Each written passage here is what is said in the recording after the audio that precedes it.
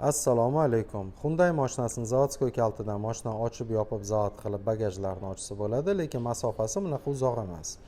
Bu mashinaga mobil ilovadan boshqariladigan signalizatsiya o'rnatib berganmiz. Mobil ilovadan sideniya podogrev va orqa lobovoy podogrefini yoqsa bo'ladi bu mashinada. Mobil ilova dunyoning istalgan nuqtasidan boshqariladi, svязь bor joyda. Mashina yopganda yon oynalari va bokovoy oynalar ko'tariladi. Masofadan mashinani zavod qilib ko'ramiz. Ilovaning tepa qismida mashinani holati ko'rinib turadi. Mashina zavod bo'lgandan keyin u informatsiya mobil ilovada ko'rinib turadi. Kartada mashina qayerda turganini va 90 kunning ichida qayerdan qayerga yurganini ko'rsa bo'ladi. Bu signalizatsiyaga biz 5 yil kafolat beramiz.